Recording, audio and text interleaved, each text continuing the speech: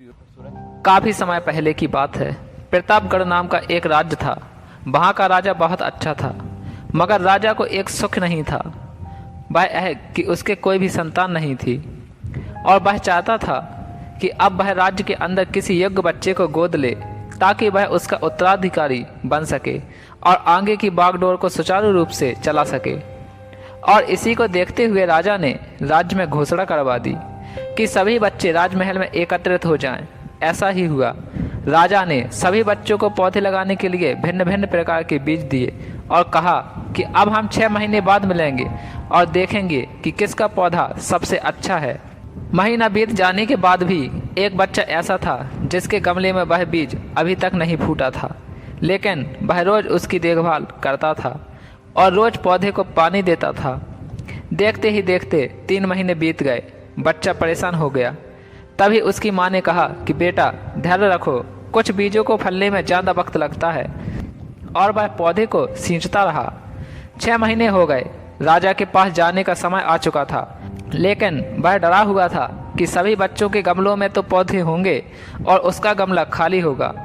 लेकिन वह बच्चा ईमानदार था और सारे बच्चे राजमहल में आ चुके थे। कुछ बच्चे जोश से भरे हुए थे, क्योंकि उनके अंदर राज्य का उत्तराधिकारी बनने की प्रबल लालसा थी। अब राजा ने आदेश दिया, सभी बच्चे अपने अपने गमले दिखाने लगे, मगर एक बच्चा सहमा हुआ था क्योंकि उसका गमला खाली था। तभी राजा की नज़र उस गमले पर गई। उसने पूछा, तुम्हारा गमला तो खाली है। तो उसने कहा, लेकिन मैंने इस गमले की 6 महीने तक देखभाल की है।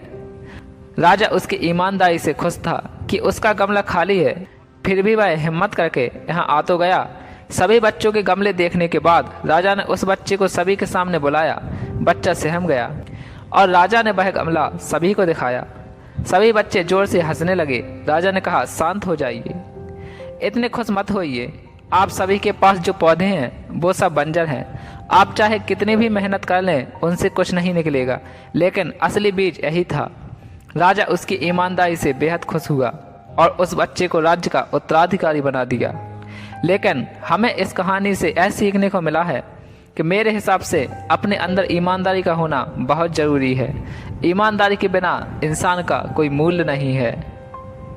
तो इस तरह की मोटिवेशनल और मोरल कहानियाँ सुनने के लिए हमारी चैनल स्टोरी टेलर लव को जरूर सब्सक्राइब करें।